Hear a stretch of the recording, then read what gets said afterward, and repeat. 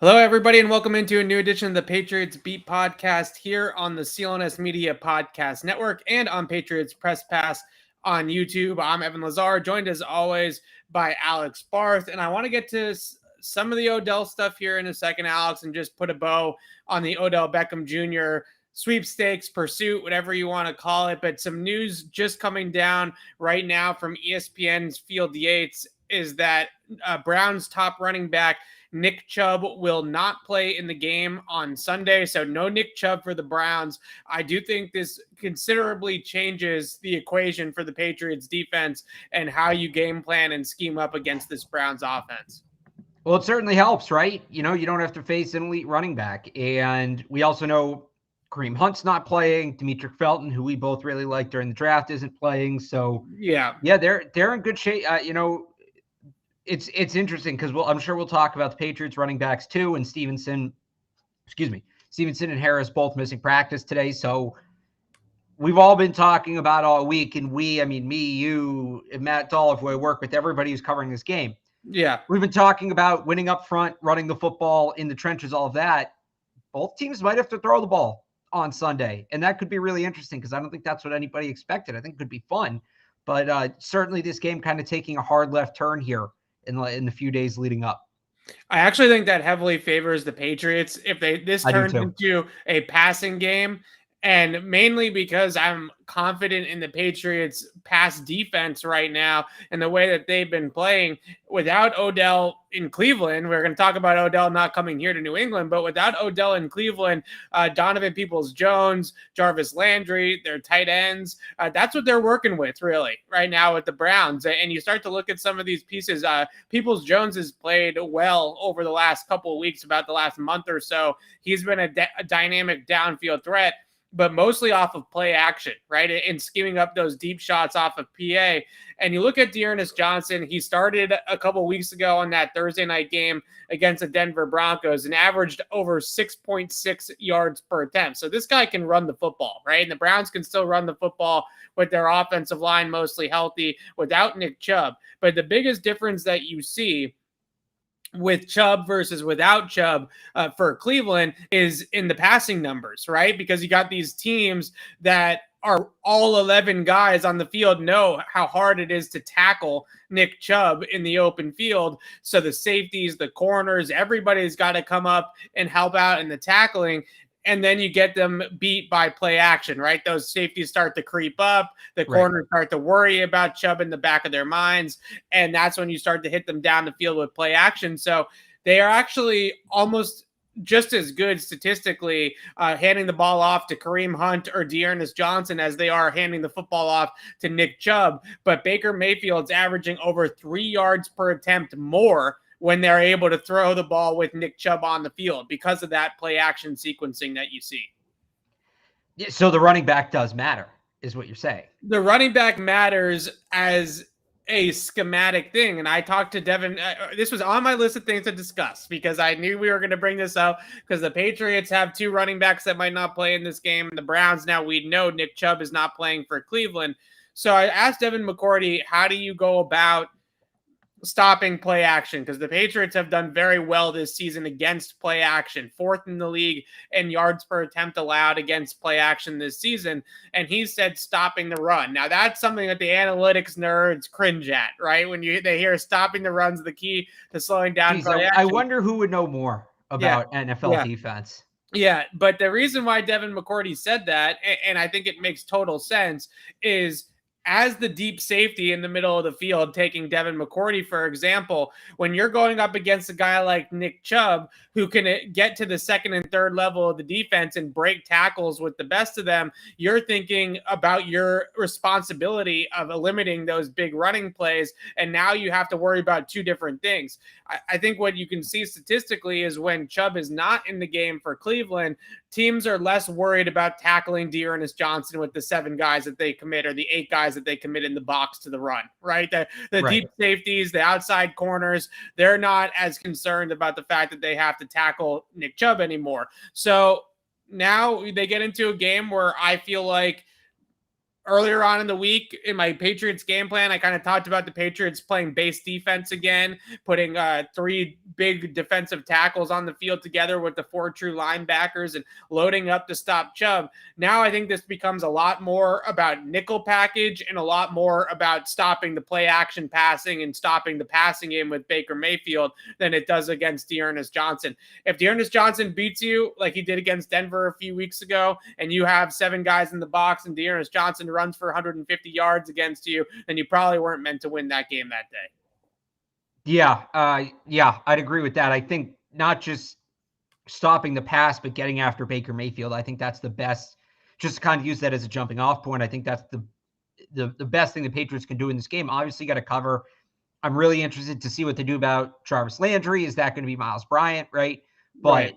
Baker Mayfield is what I like. He doesn't have a short memory.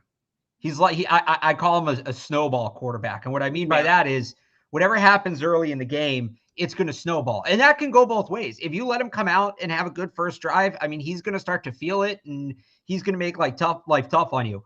But if Matt Judon introduces himself to Baker Mayfield early in this game, and Baker's getting knocked around, and he's not getting the time he wants, that compounds in his mind. You can see him get very frustrated easily. If he throws an early pick, it's going to stick with him. So I think the earlier they get on Baker, the better. And it's that much easier to get after Baker when you don't have to worry as much about the run. Yeah, I think that's exactly it. And you look at the way that they sequence together their play action passes with their runs on first and second down. This is one of those games for the Patriots that is going to be won or lost on first down.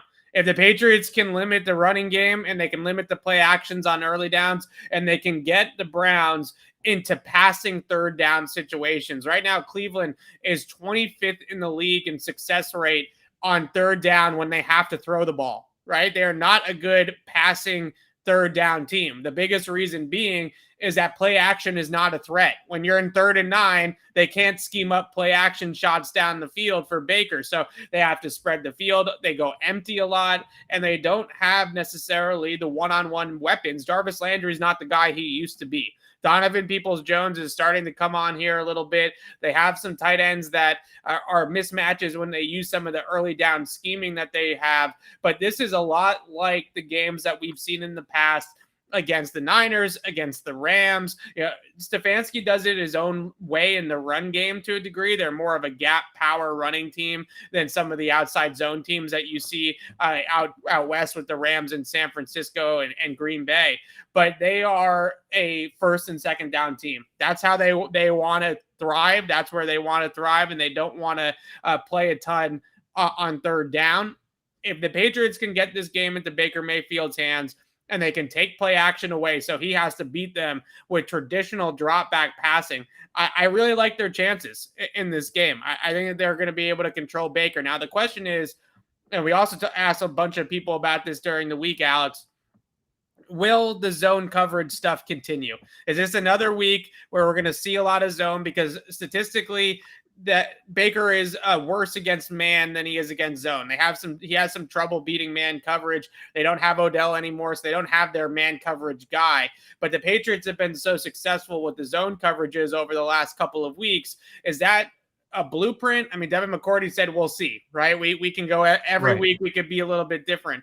But is that a blueprint, do you think, that this team's going to continue to fall back on moving forward? Or do you think we'll see them sprinkle man back in there a little bit more? Yeah, this week is a good test, right? I think match zone is certainly something we see a good amount this week. I think it all comes down to what they want to do with Jarvis Landry. And we know Belichick is a big Jarvis Landry fan, right? He's somebody who's going to have his respect. So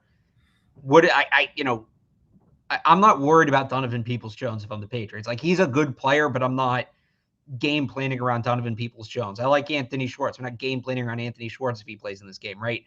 I think it's going to be, how do they want to cover Jarvis Landry, and then they'll build it out from there. Yeah, it's going to be interesting because Cleveland runs a lot of those 2-man route combinations off of play action, right? Like post crosser or bootleg action, where they have the different levels with the tight end leaking across, and then an intermediate crosser, and then a deep cross or a deep post or corner route. And that's how they kind of structure it. So the Patriots have been able to play cover 3 on the back end against those, and you basically have 3 coverage guys against 2 receivers, right? And that's how you're able to scheme it up. But there are some ways that I've seen Stefanski have answers to that. Obviously, like a play like leak, right, where they sneak the tight end out the backside of the formation, and you have the 3 guys up top worried about the 2 receivers down the field, and you leak the tight end out.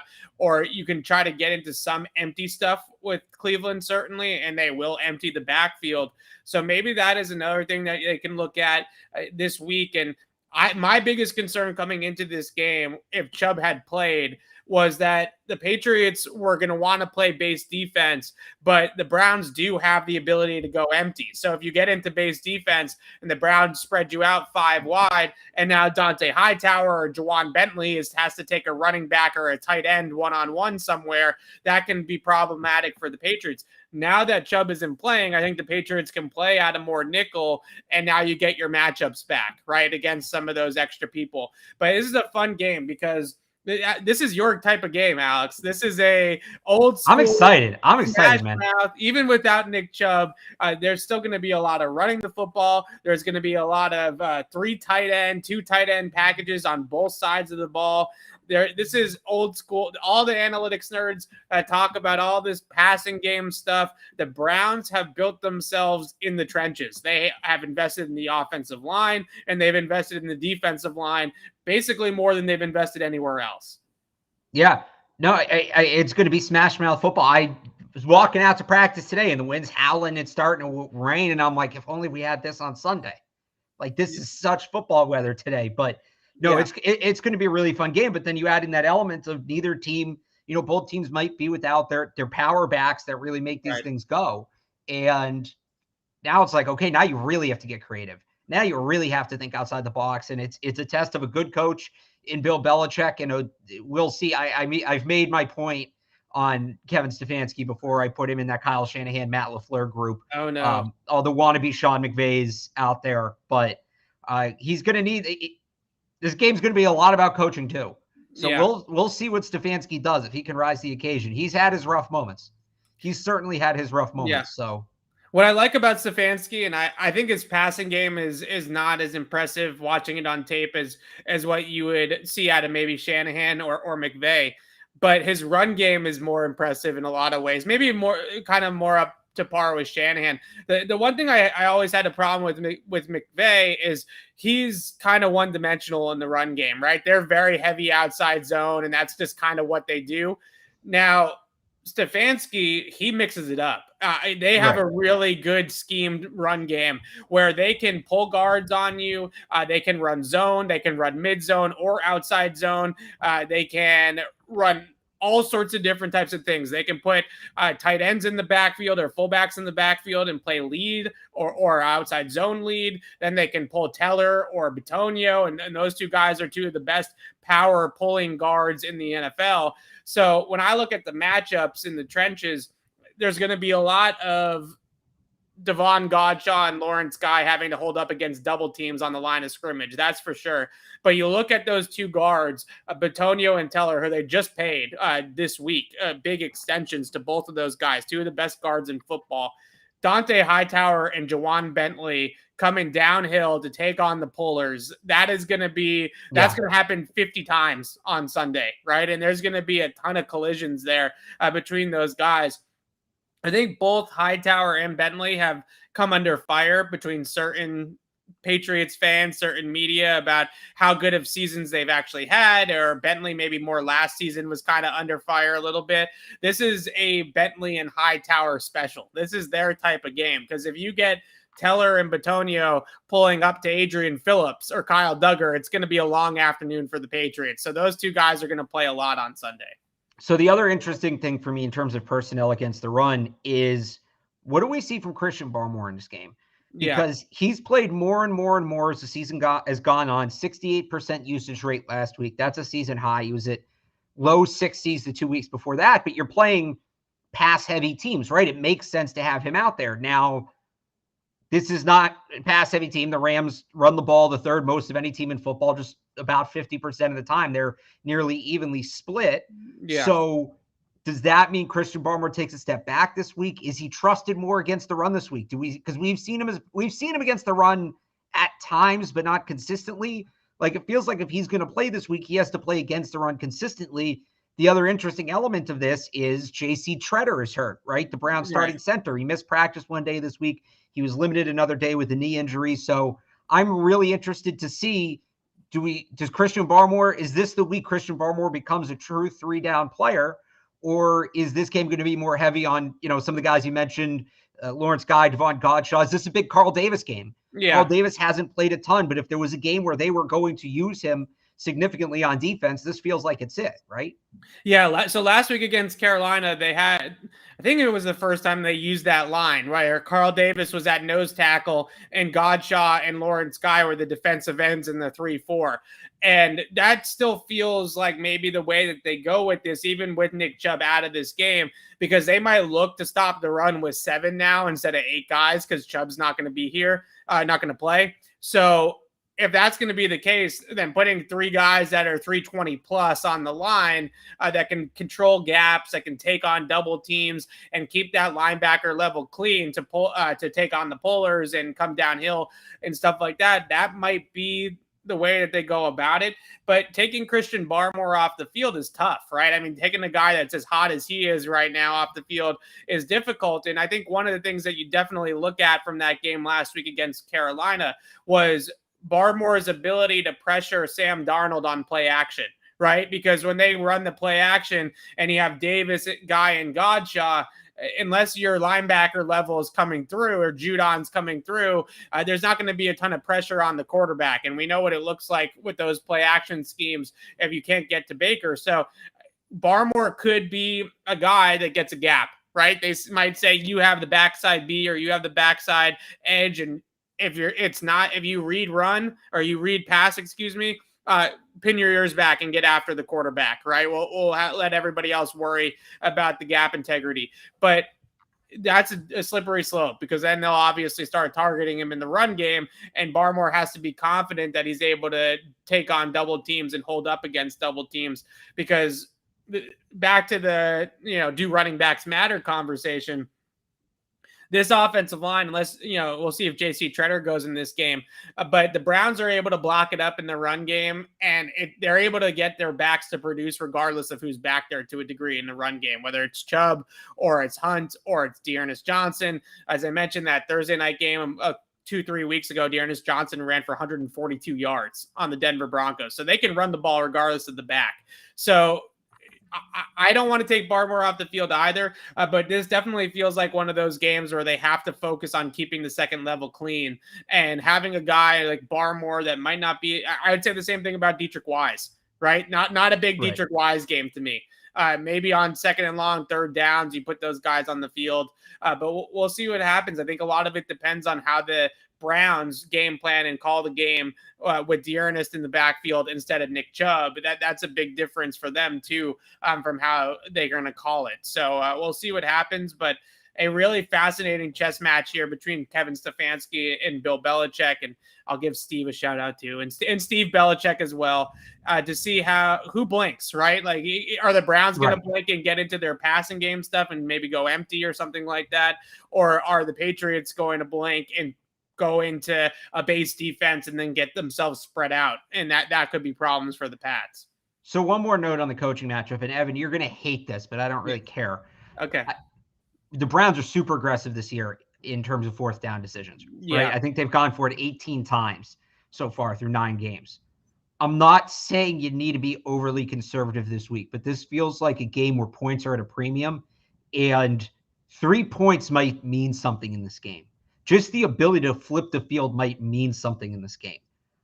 Obviously, we've talked about the Patriots maybe being over conservative at times, and I'm not saying that they need to go back to that permanently, but this is a week where being conservative might be an advantage. Because, again, if teams are having trouble scoring, and it seems like both teams, there's a chance both teams will have trouble scoring, those 3 points can mean a lot. And if you're going to get impatient and start forcing fourth downs and leave points on the board, like, you could do that in a 49-42 game because, well, you're probably going to get another chance to score because of the game flow. This doesn't feel like one of those games. Every drive's going to matter. Every point's going to matter. I think putting points on the board when you have a chance, whether it be kicking field goals, whether it be flipping the field, things like that matter. Now, the flip side of that is 3rd and goal from the 1. You have to hit, even 4th and goal from the 1. You got to get 7 there. You have to. Like some of the red zone stuff we've seen the Patriots struggle with, the struggles against the Chargers. So maybe being more aggressive in goal situations is a way to go here. But I wonder if the Browns are as aggressive as they've been on 4th down, because that, to me, in a game like this, the way this game projects to go, could be something that comes back to bite them. Now you can chew my head off. No, it's interesting because a few weeks ago when the Patriots played the Chargers, Brandon Staley was one of the most aggressive 4th down play callers in the entire NFL going into that game. And he didn't go for it very often on 4th down in situations where he was going for it on 4th down in other games.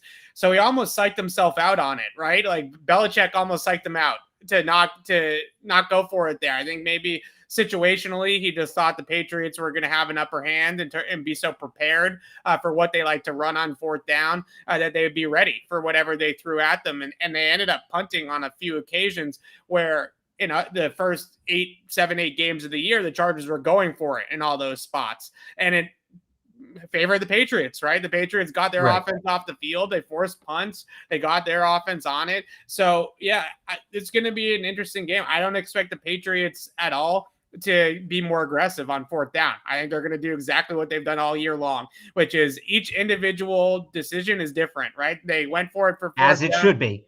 Yeah. As it should be. They went for it for 4th down. Was it last week or the week before? On 4th and 2, they went for it on the other side of the 50. It's the Chargers game. Oh, no, it was the Jets game because it was the week after everybody freaked out. Yeah, it was the Jets game. They go, they go for it on 4th down, and it just goes up and down every single week whether they're going to go for it or not. The Browns are a very aggressive team. The Chargers are a very aggressive team. There's a reason for that, right? It was because they run themselves. I wouldn't call the Browns analytical. I know a lot of people want to. Oh, the Browns are very analytical. Do you not remember when they were hiring the head coach? Yeah. It came out that people were turning down the job because you had to have the game plan in by Friday at 4:00 so the math nerds could double check it. I actually, to be fair, I don't know if that's still the case. But what I'll say, and there are some proof out there, right, that guard play and tackle play on the line of scrimmage and the offensive line are the most stable year to year. So if you pay a guard or you pay a tackle, then you're most likely going to know exactly what you're going to get out of that player for the life of the contract. That's what like PFF did studies on this, and other analytics houses have done studies on that. And they look at offensive line play is the easiest investment. If you have a good offensive lineman, if you have a Shaq Mason or if you have a Wyatt Teller, that guy's going to be good every single year, right? So paying him is a no-brainer. The Browns, though, have kind of zigged a little bit in the analytical community because they're not all about loading up on receivers and cornerbacks, right? They've loaded up a ton on defensive line and offensive line, which is good. They've built the team the right way. I'm talking about in game. Yes, in game decision making. They're very From a big picture standpoint, I think that they are analytical, but they maybe have a little bit of a different rhythm than some of the other analytical teams do.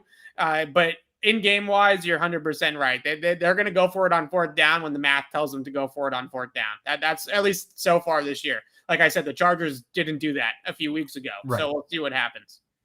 Yeah, so I just think it's something that, we'll see if the Browns can kind of lean away from it like the Chargers did. We'll see if they stick with it. But another, I think I still have my scoreboard here. I do. Another math game.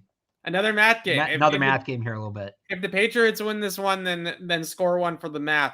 Okay, or not the math, right? For the old the actual football. Here, I have it right here. Remember this? Yes, I remember. You can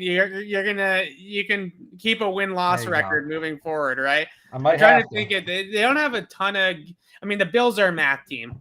Let's face it. Buffalo it runs by the math for the most part. They throw the ball a ridiculous amount. They do all the analytics buzzwords. You want to go through schedule right here real quick? Browns are math. Falcons aren't really math, are they? No. They're not good enough to be anything right now. Okay, so. Titans are very much not math. Not math. Bills are math. The Colts can't be math. Carson Wentz is good enough. 100% math. Yeah, Carson Wentz sucks. All right, so that's a math team that they'll beat. Yeah. Frank Reich started the whole going. Oh, you're right. In a lot of ways, they started going for fourth down before anybody else thought it was cool. Well, how's that going now for the Colts? Jaguars aren't good enough to be math. No. And then the Dolphins in Miami, Week 18 is going to be a tough out, but that's not a math team. It's a good coach. It's a well-coached team. Some math. You can do the math scoreboard for us after this week. Let's talk about the Patriots offense against this Browns defense. One of the things I tweeted about earlier in the week was Isaiah Wynn against Myles Garrett, because that's the matchup, right? Garrett likes to line up over the left side, over the left tackle. He's been limited with that foot injury, but he's going to play in this game on Sunday. It sounds like his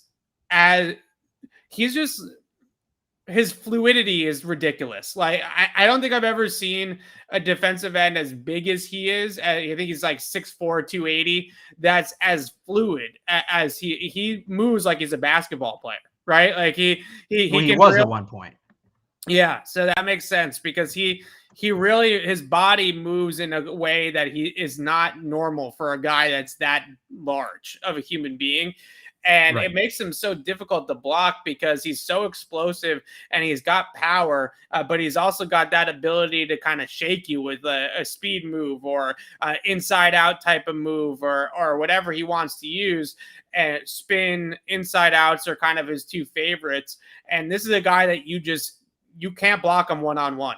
Right? That's not a good recipe for your offense, unless you're throwing a screen or getting the ball out in less than 2.5 seconds or even quicker than that. Spending an entire game dropping back as many times as the Patriots might need to drop back with Wynn on Garrett one-on-one is going to – I'm not going to sit here and say that Myles Garrett's going to have 5 sacks, but he's eventually going to make a huge play. If you keep on playing with that fire, then it's a strip sack or something like that is coming. So I think we can safely assume that they're going to chip him. They're going to send extra protection his way. They're going to do different things to try to hold him up. But it's going to be a really tough game for Isaiah Wynn. He's going to have to bring his A game. And that's why, to me, it's so interesting that Trent Brown got activated this week. Or started practicing this week. Like, we don't know if he's going to be active. I promise that wasn't a Freudian slip. I legitimately don't know what's going to happen. But that's kind of how you beat those athletic guys, right? You make them go run through a wall. You make them run through a literal wall. And I'm not saying Isaiah Wynn's going to get benched or anything, but whether it's, a change of tempo thing, I know that sounds like absurd. Like, what are we now doing? Change of pace backs and tackle. Like, we've seen Bill Belichick go very outside of the box to stop elite players before. Yeah. And whether it's putting Brown in for Wynn if there's trouble, whether it's putting Michael Onwenu next to Wynn and then Trent Brown in at right tackle to put some size over there, whether it's using an extra offensive lineman, a tackle eligible, over on that left side on a regular basis to help contain Garrett. And that's obviously easier to do, right, if Trent Brown is healthy, however you want to line that up.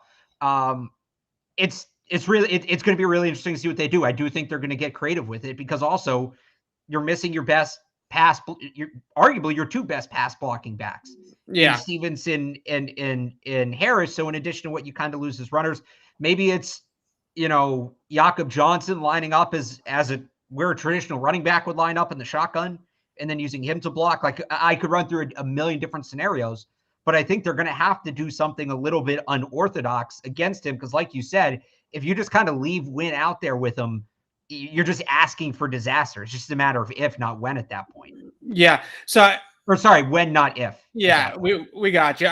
There's a couple of different game plans that I think about with the Patriots in the past, not necessarily with pass rushers, because Aaron Donald's his own thing, and he also plays on the interior, so it's totally a little different. Easier, with the interior guys. But in the past, when they faced like prime Von Miller or prime Khalil Mack or some of these other guys, can we go back to Dwight Freeney? Dwight Freeney, they've kind of just trusted their tackles against those guys, right? For the most part. I think Myles Garrett's a little bit different. And I look at some of the game plans that the Patriots have had in the past, against, for some reason right now, the one that's sticking out in my head is, remember that Jimmy Graham game where they basically blocked him on the line of scrimmage like he was a gunner on the punt team? Yeah, that was Talib, right? Yeah, they had two guys just right in his face the entire game on the line of scrimmage, and they basically just didn't let him get off the line of scrimmage the entire game. I do remember that. Yeah. That was awesome. So that was like a crazy wrinkle, right? Belichick going into the game was like, this guy is unstoppable right now with one person. We're going to have to do something unique. I wonder, and maybe this is if Trent Brown is ready to play and can be activated, do they go 6-0 line, and do they put two offensive linemen on the left side or whichever side Garrett is on, and literally double team them like it's a tight end staying into block, but with Trent Brown and Isaiah Wynn, or even if it's Justin Herron and Isaiah Wynn or whatever other combination they have? I think he's that special. There's a chance that they might have some sort of exotic game plan wrinkle up their sleeve for Myles Garrett. And then maybe you could, late in the game, the Browns get sucked in by that. You leak that tackle out, and we get, what was the guy's name last night? Robert Hunt. Yeah. We get a little Robert Hunt situation, but this time he's eligible. Right. Okay. Quick side note. Not a bad idea. Quick side note, though. Robert Hunt knew he was not eligible on that play. He intercepted the ball from his own running back. You're on to something, though, there, because... Wait, hang on. Before you talk about the excellent point I made, let me just throw this. Like, he made a conscious decision to catch that ball. Like, sometimes the ball's just, like, in front of an offensive lineman. They're like, oh, look what I found. He, turns. He squares his shoulders. It's like textbook. Did he just think everybody would forget he wasn't eligible? That was amazing. Anyway, you go 6 offensive linemen, and then maybe go back to the Patriots. You go 6 offensive linemen, right? You're keeping 2 guys in on Myles Garrett all game. And then fourth quarter, 3rd and 5, you got to have it. Little play action. All of a sudden, where's that 6th lineman going? Boom. He's right in the middle of the field, 5 yards downfield. Put it right there. Yeah. Were any of their linemen tight ends? Like Nate Solder was a tight end his freshman year of college. I don't think they have that guy. Ted Karras. Ted Karras played in high school. He told us the other week he played a little bit of tight end in high school. Yeah. Red zone tight end. Justin Herron is a pretty athletic guy for a tackle, right? He's athletic, but what are the hands? Yeah, I don't know if he had played any. I'm just thinking of guys that might have converted, right? I mean, he might have been a tight end once upon a time before. Well, you got to be able to move too. He could be a guy. Yeah, but I love the idea of the little chip and release with the 6 O-line eligible, lineman, right? Yeah, I mean, that's a really nice, that could be a really cool wrinkle, even if it's on the goal line or something like that, or fourth and one. You're going to see it coming on the goal line. You got to run that like in the middle, again, like a 3rd and short, 3rd and medium towards the middle of the field is where you run that. If they run this, then I hope everybody that listens to the pod this week remembers this segment. Absolutely. That would be fantastic. I love that. What do you think? No, go ahead. No, go ahead. I saw a couple of different instances where teams did have their tight ends do the old chip and release, right? Against Clowney or against Garrett. And those guys, they think they're getting engaged, and the linebackers or the safeties kind of bail out of the coverage on them because they think that they're blocking. That has worked a couple of times over the last few weeks. Now with tight ends, obviously releasing upfield and not tackles. But, I mean, hey, why not add a little bit of a wrinkle to it? Well, I mean, I think, and I wrote this in my game plan this morning, like I think, check and release should be a big part of the game plan this week for the Patriots, whether it's with tight ends or with running backs. I think that sort of play is, like you said, I mean, it's beat the Browns this year. It's something I'd like to see them run a couple times. We saw a good one last week, right? Against the Panthers. It was Brandon Bolden, who that one Mac just floated it over the defensive end and got it to him, and they picked up a good gain on it. I think check and release should be a part of it. What did you think, Mr. Offensive Line, of my change of pace tackle idea? I'm just kidding. Like, I just thought of that sitting down right now. I kind of didn't know where I was going with it, but like if we're going outside of the box, change of pace tackle. So I remember in 2018, or maybe it was this year, I think it was 2018, Trent Brown was talking about how he wanted to flip sides. Oh, that was 2018. I do remember that. Yes. Yeah, so that's what it kind of made me think of. So Trent Brown was saying, and Myles Garrett's not typically one of those guys that flip sides, but a lot of these great pass rushers will flip sides. If they like the matchup on the right side, then they'll line up 1 week over the right tackle. Ago. Yeah, next week they'll line up over the left tackle. And Trent Brown, like a cornerback shadowing a wide receiver, essentially, wanted to travel with the best pass rusher on the other team. And I thought, that why don't teams do that more often, especially for a guy like Trent Brown that can flip so seamlessly, because he has his entire career flipped back and forth from left to right tackle. Some guys, as we found out with even a guy like a reserve player like Justin Herron, he's a left tackle. Right? He's much more comfortable on the left side. Some guys are like that. This guy's a left tackle. He's not a right tackle. But with guys like Trent Brown, who are unique, that can switch side to side, week to week, or game to game, or even play to play, I love that idea. And maybe you're onto something, right? Isaiah Wynn is more of the positional, let's call him finesse blocker to a degree. Right. Trent Brown is more of the road grader, the big guy. If he's ready to go, I mean, maybe, or maybe it's just to keep him fresh, right? It's kind of just a way to make sure that the guy that's going up against Myles Garrett is always fresh. Maybe that's another way to do it as well.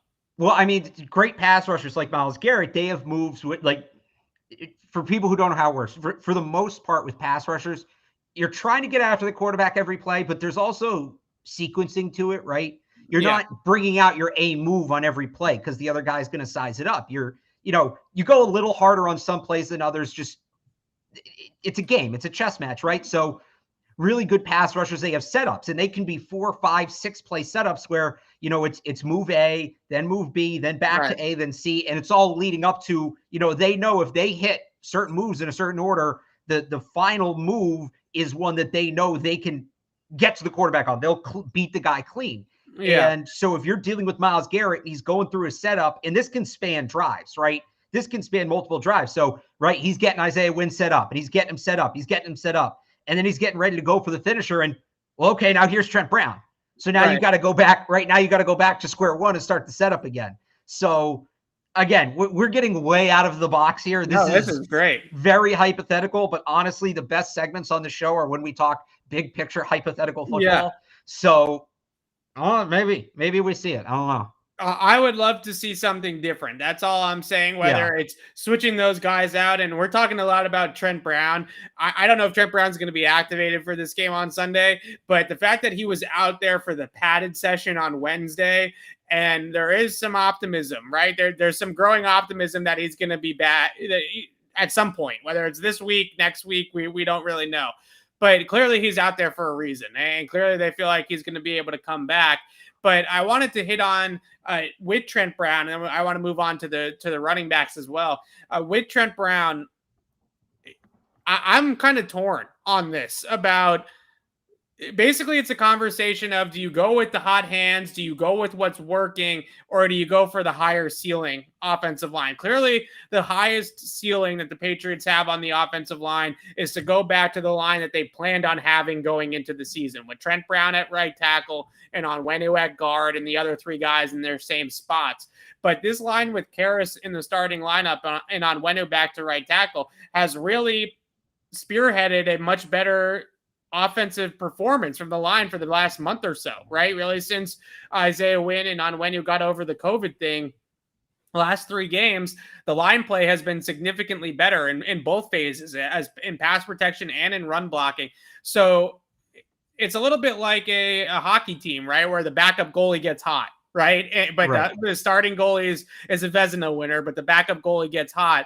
Do you go back to the starter? Or do you keep the backup in there to keep it rolling? It's a tough decision, because I think this is a huge decision for this team of whether or not to shake it up again, right? Because you finally found a combination of 5 that is working, that's now had about a month of practice together, is building some continuity together and some chemistry together, and now we're going to shake the whole thing up again. Well, I mean, if they're going to use 6 linemen this week, then that buys them a week to answer that question, right? I mean, I think it just the potential upside with Trent Brown, I think you have to try it. Like, remember the first drive of the season? Yeah. They go for like 34 yards off right tackle, and it was just, everybody knew it was coming, and they still did it. I think the upside of the running game with Brown healthy is worth giving it a shot. Now, it's a balance of, okay, how long are you going to try this versus how short of a leash are you going to give it? Right. And that's, we go back and forth. It's not even a conversation. It's just like a hypothetical question. But I do think it's worth at least giving it a shot. Maybe not this week. I wouldn't experiment with the offensive line against Myles Garrett. Next week against Atlanta, though, especially on a short week too, where you're not going to have a ton of practice time anyway.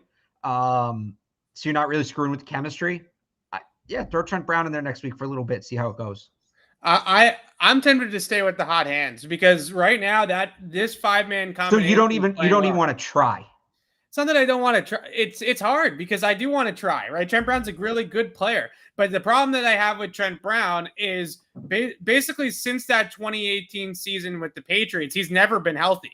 He wasn't healthy for 2 years with the Raiders, and he hasn't been healthy so far this year with the Patriots. So I think the biggest risk that you run into is you try it again, you put him back at right tackle, you go back to that original line, and then he gets hurt again, and now we're shaking the whole thing up again. Right. And maybe it'll be easier this time to get to that. Right. But now the group behind them works. Right. So maybe that's a little bit of a more of a safety blanket or an insurance policy that will work out a little bit smoother this time. But you don't want to put the line back into a rut like it was in for the first, after Trent Brown went out, really for the first month of the season or 6 weeks of the season, the line play was not good enough. And you just want to be careful with screwing up all of the chemistry and screwing up all of the progress that you've made. And I know that everybody comes at me about Isaiah Wynn. They come at me on Twitter about it. You come at me in the chat about it. Isaiah Wynn is not going anywhere. I'm telling you right now. I will bet the rent that Isaiah Wynn is going to stay exactly where he's played for the first 4 years of his Patriot career, right at left tackle. That is where they see him. He's not a guard in their eyes. He's a first-round pick with a $10 million team option next year that they have already picked up. I just don't. I get that some people think that Trent Brown is a better left tackle than Isaiah Wynn, and he very well might be. But I do not think that that's the move. If Trent Brown's going back in the starting lineup, he's going back in as a right tackle. And Mike Onwenu is going back to guard, and Ted Karras is going back to the bench. Right? That's what they're going to do. And I can't tell you how many times I get blown up on a single day basis, Alex, with people telling me that they should put Trent Brown in at left tackle instead of Isaiah Wynn. It's a common trope at this point. Yeah. If he's going anywhere, it's the bench. Yeah. He's not moving positions. I wouldn't sleep on them benching him. Maybe not now these last couple of weeks, but he did have that rough stretch in the middle of the season. If he struggles again, I wouldn't put it past them to maybe bench him for Trent Brown. But here's the other thing about it. If Trent Brown is healthy, like hypothetically, if Trent Brown is healthy, he's their third best tackle. Yeah. So maybe he comes out of the lineup, but he's not going to guard. He's not going to guard. If you're going to move it, the other dumb part of that is if you're going to move any tackle to guard, it's Onwenu because he's actually a guard. Right. So forget the fact that he's not moving. There's a guy who it makes more sense to move. Yeah. Isaiah Wynn's playing tackle and Trent Brown are playing tackle. If they're both in the lineup, one's at right, one's at left, and that's it. Right. I mean, that's all it is. All right. Running backs. Damian Harris and Ramondre Stevenson not spotted at practice. I've been kind of stretching this show out a little bit because we should get the injury report here at the top of the hour. So hopefully we can hit that real quickly before we sign off. But no Damian Harris, no Ramondre Stevenson. There was definitely some optimism that both of those guys are going to clear concussion protocol in time to play on Sunday. They still could. A clear concussion protocol. Somebody reminded me today, Alex, that Sam Darnold actually officially cleared on Saturday and played in the game on Sunday against the Patriots. So there's a potential, there is the ability that those two guys could clear, or one of those two guys could clear tomorrow, and they could play in the game on Sunday. But regardless of that, Brandon Bolden's probably going to get a ton of snaps because even if those two guys clear, they haven't practiced all week. And it's going to be a situation where Brandon Bolden's been the guy that's been available all week long. JJ Taylor is probably going to be active in this game, you would think. And we could potentially see some Johnny Smith in the backfield and getting some carries as well. How bad was Todd Gurley last year? Like, did I miss something? So I think Duke Johnson. Like, did I miss again? I've been on this since week 3, but did I miss something with these guys that you couldn't bring them in here on the practice squad for a week and just give them like 5 or 6 carries, just an extra body on Sunday? Because here's the other thing about this Browns defensive front. They'll F you up. This is a mean, nasty group. And if you go into this game with 2 running backs, Look what happened. They lost 2 running backs last week. Right. Like it's just it's a bodies issue. It's nothing against Brandon Bolden or JJ Taylor, but it's a pure depth issue. So it's going to be really interesting. Yeah, I think Jonnu gets some carries. Another thing I've been calling for all year that we haven't seen, bring back the pop pass to Nelson Aguilar. I missed the pop pass. It was so effective with Brandon Cooks. You have a player with similar speed to Nelson Aguilar. You can simulate the running game without needing the running backs. Give me look, they can run it to Bourne. They can run it to Jonnu. Like, I think it makes the most sense for Aguilar, but run it to whoever. But bring back the pop pass this week. Or things like that, end arounds. Like, they're going to need to get really creative and simulate the run because the opportunities for traditional running may not be there a ton. Yeah, so back to Todd Gurley real fast. I think the one other than his knees, which might be just done, right? I mean, no NFL team has signed him. So. I know the man's 27. That's sad. There's a chance that his knees are just shot. But besides the injuries, with LA and just in general, a very, very outside zone heavy runner, right? That's a guy that he likes to run behind zone blocking, and the Patriots are a power team, and I don't know schematically if it's the best of fits. But he can catch the ball and he can block. He's a great player when he's healthy. I don't think he's healthy. If he was healthy, he'd be on a team. Duke Johnson in the pass catching role, right? I guess so, but I think that they really Duke Johnson actually did sign. Did he really? Yeah, he signed with the Dolphins last week. I totally missed that. He's on their practice squad. There you go. But you could still technically sign him, but right. So I think you also look at that one and you see Brandon Bolden kind of emerging in this passing downs back role. As much as I got on Brandon Bolden early on in the season. Hang on. Duke Johnson's real name is Randy? Are you sure? Yeah, look at it right now. His name's Randy Johnson, like the pitcher. That's awesome. I knew I'd love Duke Johnson for a reason. Sorry. It's Friday afternoon. I'm losing it. Go ahead. It's okay. So I think we're going to see a lot of Brandon Bolden. I do think JJ Taylor he's got to be active. If Ramondre or Damian Harris can't play in this game, then he's going to have to be active, right? I mean, there's no way they're going to go into the game with 2 running backs. I do think that you could see Jonnu Smith channeling his Cordell Patterson in this game a little bit. I don't think it's going to be 10 carries, but we might be talking about 5 or 6 carries for Jonnu Smith on Monday or Tuesday afternoon when we do the show. So we'll see. I mean, look, if they lose a back in the game, then Jonnu Smith is going to be a lot larger role, and they didn't let him talk today. And you kind of pointed out that maybe that was because he didn't want them to, him to get questions about playing running back and things like that. So maybe that's you're onto something there. It feels like this is going to have to be a put together with duct tape type of running attack, though. Even if Harris and Stevenson are ready to go, I'm not sure how much they're going to carry the football after basically not practicing all week long. Yeah, I mean, you feel like they might be decoys. Yeah, and look, it's evened out, right? Because the Browns don't have Chubb or Hunt or Demetric Felton, the rookie Felton. Thank you. Yeah. So. I mean, it's not like the Patriots are the only team in this game dealing with that, but yeah, it's going to be interesting. Okay, and just kind of putting this all together, probably a pretty good chance that Mac Jones dropped back to pass a decent amount in this game. Yeah. And the last couple of weeks, last week he only threw 18 passes. The week before that, struggled a little bit with the Chargers defense, 2 turnovers against the Panthers. Not exactly the cleanest Mac Jones has looked over the last 2 weeks. This Browns secondary and back 7, they might get Joke back. I'm not going to try to say his name, the rookie from Notre Dame. He's a great player if they do get him back. He's somebody that made an impact right away for them earlier on in the season before he got injured. But other than Denzel Ward and Johnson, he's kind of like a center fielder. He's sort of their Devin McCourty, not necessarily like a man-to-man type of guy. They play a decent amount of zone back there.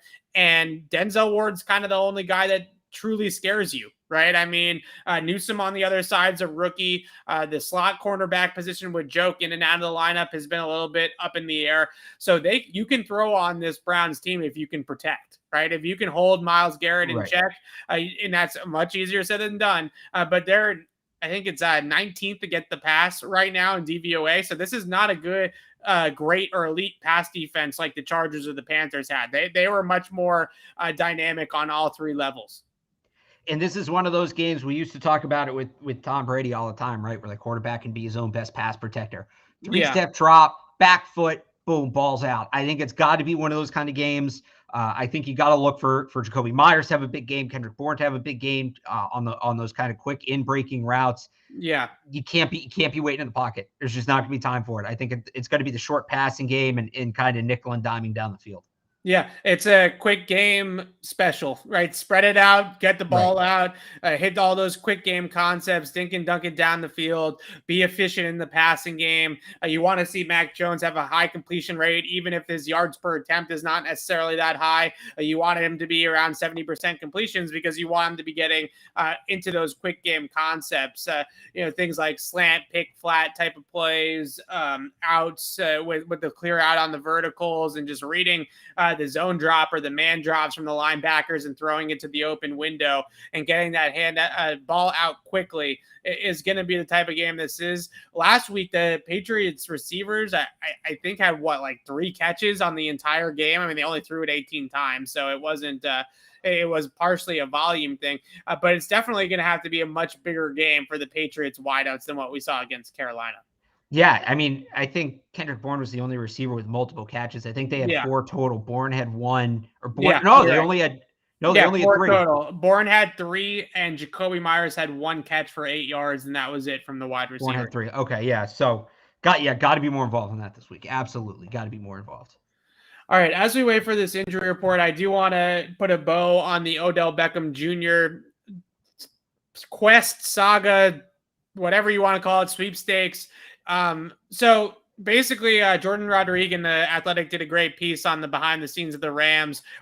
She's got great sources with the Los Angeles Rams, so good for her. She basically said that this was 110% a player-driven recruitment of Odell Beckham Jr. to the Rams, and that's why the Rams remained the mystery team for as long as they did, right? Everybody else, there was leaks from agents, there was leaks from coaching staffs about everybody else that they could, he could go to. But the Rams were one team that flew really under the radar. I was told today, of course, after the fact, that Odell Beckham Jr. has been talking about wanting to play in LA for a pretty good amount of time at this point. Really, since the Rams moved back to Los Angeles, he's been interested in going to Los Angeles, but they didn't get into it until really late in the process. So that's why you didn't hear a ton about the Rams, and that's why he was kind of looking elsewhere for a little bit. The Patriots, it sounds like, out of respect for each other, mutual respect, they at least had a conversation with Odell Beckham Jr., but it doesn't sound like that conversation ever got real, right? It didn't really ever get to the point where they were talking about him actually really coming to New England and having contract talks and negotiations and all that kind of stuff. So there were 6 teams that ultimately came down to. The mystery team ended up being the Rams, but the Rams and the Packers were easily the 2 teams that had the best chance all along of getting Odell Beckham Jr. Do you feel I was pro Odell from the beginning. I wanted him here, so I'm not going to back off that now that he didn't sign here. But Alex, do you feel like they dodged a bullet, or do you feel like they missed out? I mean, it would have been nice if they had him. I don't want to say that they missed out. That to me implies that it's, a negative they didn't get him. Like, he would have been nice to have, but I don't, this wasn't the difference between them winning a Super Bowl and not. So from that standpoint, they weren't a top contender before this. They're not a top contender after it. I think Mac growing with the receivers he has is certainly not a bad thing. It would have been a fun story. Like, I was looking forward to it, as it would have been a fun story down the stretch. I think it might have sped up Mac Jones' development a little bit. Yeah. But I mean, and I was even on record as saying if they got him, I didn't want them to give him a contract extension after the season. So I was never that attached to Beckham. I didn't want him at the trade deadline. So, it sucks. It would have been fun, but I'm not, there's no need to panic. And this isn't a case of, oh, nobody wants to come play in New England. No, there's no shame in losing to the Rams. The Rams are the hot team right now. Right. They're getting everybody. Everybody wants to play there. They're going to win the Super Bowl. Like, to me, it's a fun week. It's a fun week. It's over. Oh, well, whatever. You move on.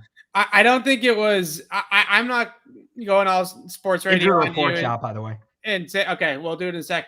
I'm not going all sports media on you and saying that, nobody wants to come here, because clearly we just watch an off season where everybody came here, right? So it's really not that. But I do think that you are maybe a year away from attracting a free agent wide receiver of Odell Beckham Jr.'s caliber, of his star status, to play with your quarterback, right? Matthew Stafford can attract a guy like that. Aaron Rodgers can attract a guy like that. Russell Wilson can throw his name in the hat and attract a guy like that. I think the biggest sticking point that you had for the Patriots with Odell was, one, they're not an immediate Super Bowl contender, most likely, right, even if Odell comes here. And two, he's playing with a rookie QB. And this isn't that Mac's not good enough or anything like that. It's just a commentary on the fact that maybe the Patriots are a year away from being that move, from getting that move done, right, to getting that type of player. And what I look at is Buffalo with Stephon Diggs. That trade came after 2 seasons with Josh Allen, right? After they had 2 years of development with Josh Allen, and they felt like if we get that player now, we can really compete in the AFC and we're ready to be in an AFC championship game.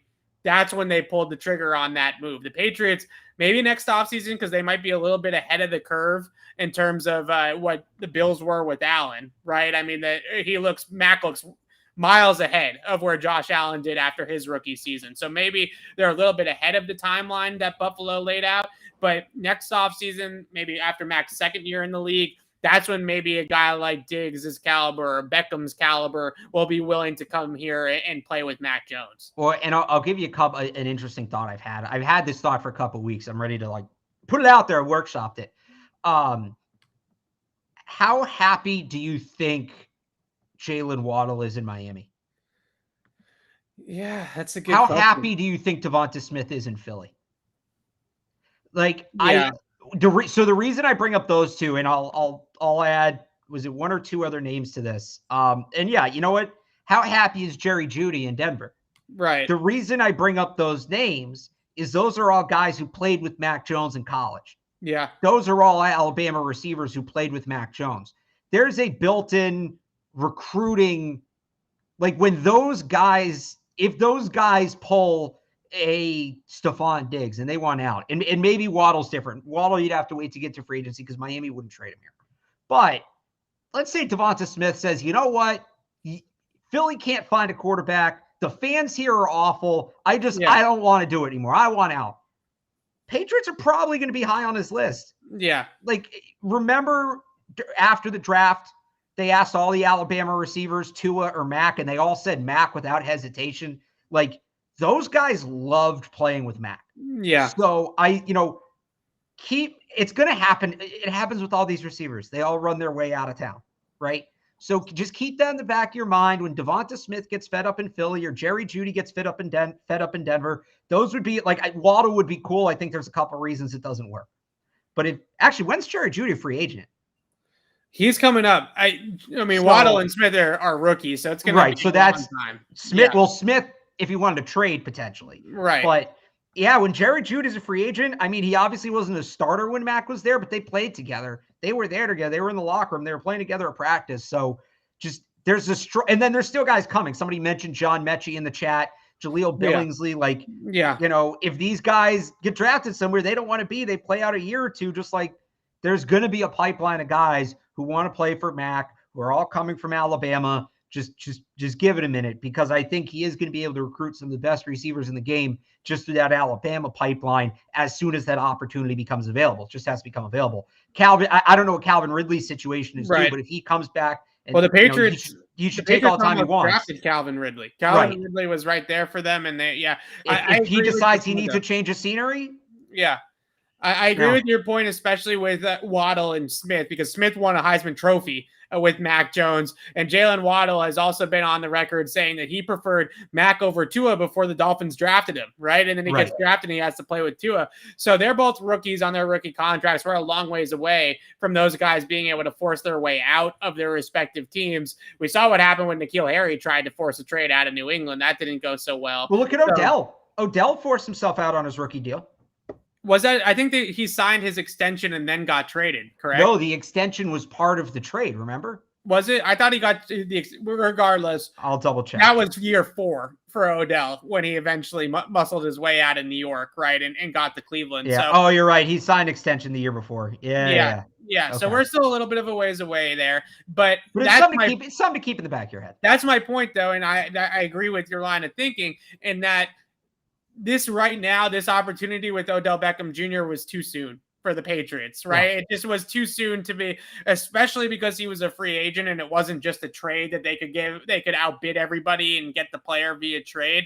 Because it was a free agent sweepstakes, and the fact that he had all these options on the table, they just were not the most qualified option for a player that's 29 years old, that's looking to compete for a Super Bowl, that's looking to be a part of something bigger than in terms of success than maybe what the Patriots could offer him. They just weren't ready yet for the Odell move. The Odell move will come. Maybe it's this offseason, maybe it's next offseason, but right now with Odell, it was just too soon. All right, let's get to this injury report.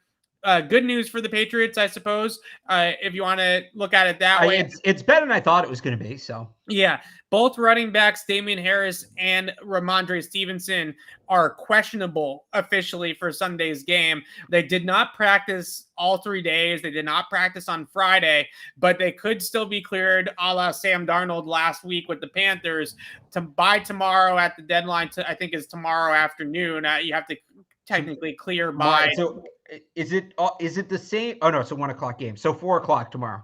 Yeah, I believe it's 4 o'clock tomorrow that they have to technically clear by. So the Patriots at least list those two as questionable. So there's definitely a chance. There's a chance. We're saying there's a chance that they play in the game on Sunday.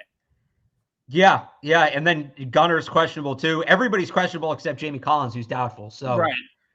That feels, and it sucks because this probably would have been a good game to have Jamie Collins. Doubtful generally means out.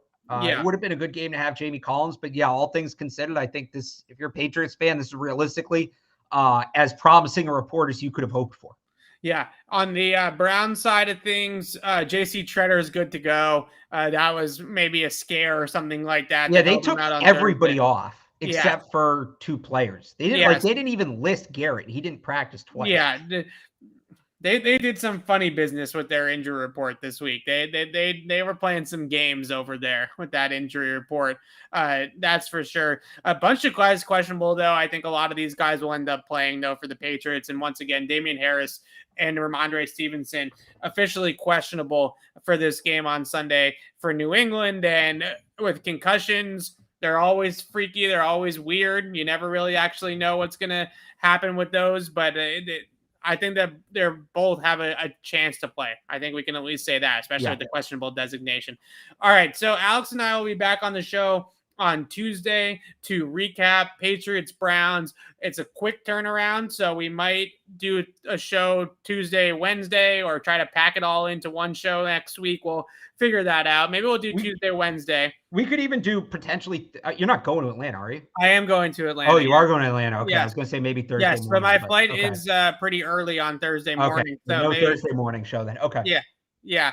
So maybe we can do a show on Wednesday, and we'll do them back to back to preview Patriots Falcons. That's going to be a really interesting game too. I keep on saying that because this is a very, very, very physical game coming up on Sunday against Cleveland. And then you have a quick turnaround. The Patriots are a better team than the Falcons, but they have to go to Atlanta without much prep, without much practice on the short week on a Thursday night after coming off of a really physical trenches battle with the Cleveland Browns. So a tough 5-6 day stretch here for the Patriots with the Browns, and then the Thursday nighter right after that. So we'll have you covered right here on Patriots Beat, on Patriots Press Pass, and Alex and I will both be at the game on Sunday at Gillette Stadium. Alex on 98.5, myself on CLNSmedia.com, covering Patriots Browns. So keep it right here, and we will see you next week. Thanks for watching, everybody, and have a good weekend.